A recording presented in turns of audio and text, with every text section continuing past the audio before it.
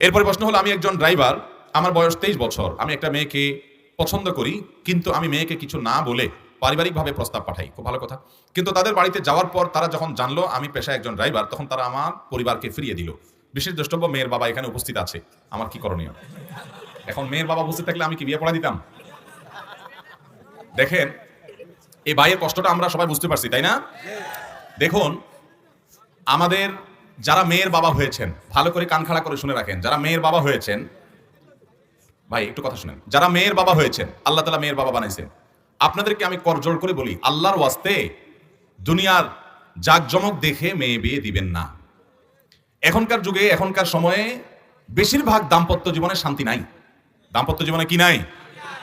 শান্তি নাই। শান্তির নাটক এবং অভিনয় অনেক আছে, কিন্তু শান্তিটা, যুবকরা যারা বিয়ে শাদী করো না, এখনই গড়তে পা দাও নাই, বাবারা ভাইরা তোমরা জানা রাখো ভালো করে, যে এখন টাকা পয়সা অনেক আছে, বিয়েতে ডাকডোল পিটানো হয় অনেক, জাকজমক হয় অনেক, কিন্তু প্রকৃত অর্থে দাম্পত্য জীবনে আমাদের দেশে বেশিরভাগ মানুষই অসুখী এখন।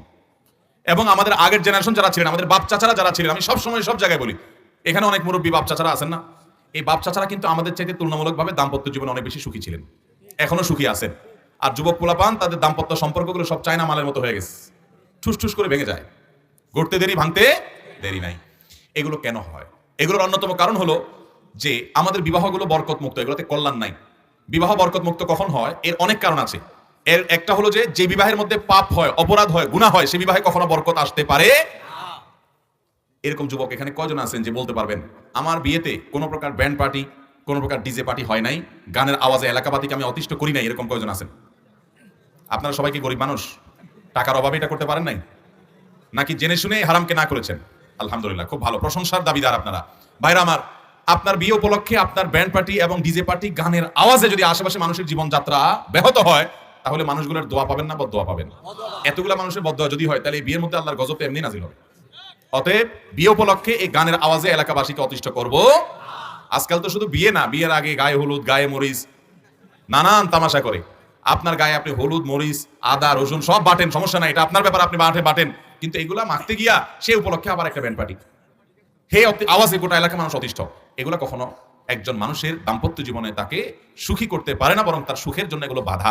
আরেকটা বড় বাধা হলো, যেটা মেয়ের বাবাদেরকে বলছি, শুনে রাখেন, মহরের পরিমাণ যদি বেশি হয়, মহরের পরিমাণ যদি বেশি হয়, তাহলে ওই বিয়েতে বরকত থাকে না, বরকত কমে যায়। আপনারা মনে করেন 20 লাখ, 50 লাখ, 30 লাখ টাকা ধরলে বোধহয় বিয়েটা টিকবে, এরকম অনেক মুরব্বীরা মনে করে না। আপনারা হাদিস শুনে, নবী সাল্লাল্লাহু আলাইহি ওয়াসাল্লাম বলেছেন, ইন্না আযমান নিকাহি বারাকাতান আইসারুহা মাউনা, সবচাইতে বরকতময় বিয়ে হলো সেই বিয়ে যেই বিয়েতে মহরটা হয় সবচাইতে সহনীয়, ছেলে পরিশোধ করতে পারে।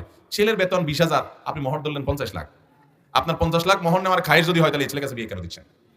ছেলেগুলোকে ফাঁসাই দিচ্ছেন, এই পোলাপান না বুঝে হু হু করে বিয়ে করে ফেলতেছে। এরপর যখন মাসালা শুনছে, হায় হায়, এটা পুরোটা তো বলে দেওয়া লাগবে, নাহলে কেমন ধরা খাবে, এবার এসে আমার বলে, হুজুর আমরা কি করবো? আমি বলি, কিছু করার নাই ভাই, ফাঁসা গেছো, এখন দরখাস্ত লেখো বোর কাছে, বরাবর মাননীয় স্ত্রী, বিষয় মহর কমিয়ে দেওয়ার আবেদনপত্র, জনাবা যথাবিহিত সম্মান প্রদর্শন পূর্বক নিবেদন, এই যে আমি আপনার হতভাগা স্বামী, আপনার বাবা ভাইয়ের চাপাচাপিতে না বুঝে আমি 30 লক্ষ টাকা মহরে রাজি হইয়া গিয়াছিলাম, অথচ আমি সামান্য একটা চাকরি করি, আপনি জানেন। অতএব এত টাকা দিবার সামর্থ্য আমার নাই। কাল কিয়ামতের ময়দানে আমি আল্লাহর কাছে অপরাধী হিসাবে, দেনাদার হিসাবে উঠবো, সেটা অত্যন্ত ভয়াবহ ব্যাপার। অতএব আপনার সমীপে নিবেদন, এই যে এই হতভাগা স্বামীকে আপনার মহারানার 2/3, 1/3, 2/3 বা 1/3 বা অর্ধেক আপনি আল্লাহর হস্তে মাফ করিয়া আমার মহরটা কমাইয়া দিয়া বাধিত করিবেন। বিনীত আপনার কপাল পড়া বা হতভাগা গরিব স্বামী। এইভাবে আবেদন করে, অথবা এটা কথার কথা বললাম, ঠিক আছে, আপনি কাগজ লেখা দরকার নাই, কিন্তু বইয়ের থালা বাসন ধুয়ে, কাপড় চোপড় ধুয়ে দিয়ে, কাজ কাম করে, তাকে ফুসলিয়ে ফাসলিয়ে, আদর সোহাগ মহব্বত ভালোবাসা দিয়া টিয়া বাইল টাইল করে বলবেন যে এখন আমি তো ফাঁসা গেছি, তুমি না ছাড় দিলে তো পাই না। এখন বেচারে যদি ছাড় দিয়া ভালো ঘরের মেয়ে হয়, আর আপনি যদি তার খুশি করতে পারেন খেদমত করে, তাহলে সে হয়তো বলবে, ঠিক আছে, আমার বাপ 30 লাখ ধরছে, তুমি তো ফাঁসা গেছো, না বুঝা যাও, 20 লাখ মা, বাকি 10 লাখ কিস্তিতে দিয়া শোধ করবা, দিতে হবে। কিন্তু বেশিরভাগ পোলাপান কি করে, ওই বাসরে যায়, এই মেয়েটারে ফুসলে ফাসলে বলে, দেখো এখন মুরব্বীরা ধরছেন, আমি তো কদিন পরে ইটালি চলে যাবো, টাকার কোনো অভাব, সবই তো তোমার। মেয়েরাও আমাদের দেশে সোজা সরল, পোলাপানের এই ফুসলামিতে, ছেলেদের ফুসলামিতে রাজি হইয়া, না না আমার মহর দিয়ে কি করবো, আরে তুমি আপনি আছেন, আমি মহর দিয়ে কি করবো, এসব লাগবে না, শেষ। এই মেয়েদেরকে সোজা সরল পাইয়া পদে পদে এদেশে আমরা মেয়েদেরকে ঠকাই। মেয়েদের মহর দিতে হবে কি হবে না? তো মেয়ের বাবারা মহর এই পরিমাণ ধরেন যে আপনার মেয়ে পাবে। আরে বাবা, আপনি ধরেন 50 লাখ, ওই বেটা তো আপনার মেয়ের 2 লাখও দিবে না, আপনি জানেন যে ওইটা পাবে না, তাহলে অযথা কেন ধরেন? ধরে এই জন্য যে তালাক হলে যেন আদায় করা যায়। তো অসৎ উদ্দেশ্যে যদি আপনি এত বড় মহর ধরেন, সেটা কখনো প্রশংসনীয় হতে পারে। বিধায় আমরা অনুরোধ করবো মেয়ের বাবাদেরকে যে আপনারা পয়সা দেখে মেয়ে বিয়ে দিবেন না, ভালো মানুষ দেখে মেয়ে বিয়ে দিবেন। ঠিক আছে না ইনশাআল্লাহ? ভালো মানুষ দেখে বিয়ে দিবেন। দেখেন, বাবারা, ওয়াজ করতে দিলে আপনি এখানে বসলে আপনি অনেক লম্বা লম্বা কথা বলতে পারতেন। আমলের কথা যদি বলি তাহলে আমরা অনেকে আমলের পরে ঠনঠন, আমলের পরে অনেকেই ঠনঠন। আল্লাহ রাব্বুল আলামিনের দেয়া তৌফিকে আমি আমার এই কথার উপরে আমল করেছি ইতিমধ্যে।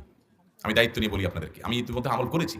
আমি চাইলে পয়সার বস্তার উপরে শোয়া বসা বা পয়সার বস্তাকে ওয়েলকাম করা, এখন তো আজকাল ছেলে মেয়ের সাথে বিয়ে হয় না, যেটা কথা আছে না, এখন বিয়ে হয় ময়দার বস্তার সাথে টাকার বস্তা। ছেলে পক্ষ চায় ময়দার বস্তা, সব মেকআপ মার্কা, আর মেয়ে পক্ষ চায় কি টাকার বস্তা। ছেলে চায় না, চায় কি? আপনার মেয়ের জন্য টাকার বস্তা নয়, একটা ছেলে খুঁজুন। আপনার মেয়ের জন্য টাকার বস্তা নয়, কি খুঁজুন?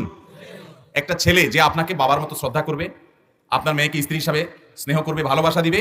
বিশ্বাস করুন, খুব সিরিয়াস কথা বলছি, আমরা বেশিরভাগ মেয়েদের বাবারা, মেয়েদের ভাইরা আমরা ভুল সিদ্ধান্ত নেই, এরপরে আফসোস করি। অমানুষ যখন দেখি, হ্যাঁ টাকা আছে, পয়সা আছে, পদ আছে, পদবি আছে, বড় চেয়ার আছে, গদি আছে, নাম আছে, যশ আছে, খ্যাতি আছে, কিন্তু মানুষ না, অমানুষ। ধরা খায় কি খায় না বলেন?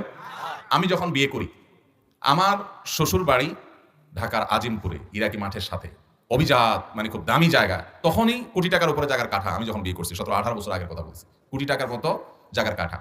তো সেখানকার বাড়িওয়ালা, আর আমি হলাম সন্ন্যসারা গরিব মানুষ। ঢাকা শহরে আমার কোনো ফ্ল্যাট প্লট বাড়ি, তখন আমি মাত্র 2800 টাকা বেতনে চাকরি করি।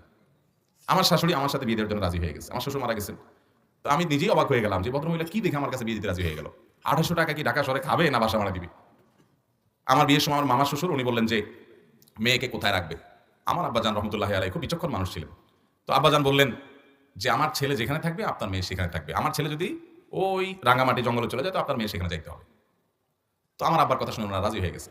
কিন্তু আমার শাশুড়ি এই ভদ্রমহিলা এত বিচক্ষণ মানুষ ছিলেন, উনি চিন্তা করছেন যে ছেলে বোর্ড স্ট্যান্ড করা, প্রত্যেক ক্লাসে ভালো রেজাল্ট করছে, এই ছেলেটা মেধাবী, আবার ওনাদের কাছে মনে হয়েছে ছেলেটা বোধহয় ভালো মানুষ, এই জন্য রাজি হয়ে গেছে।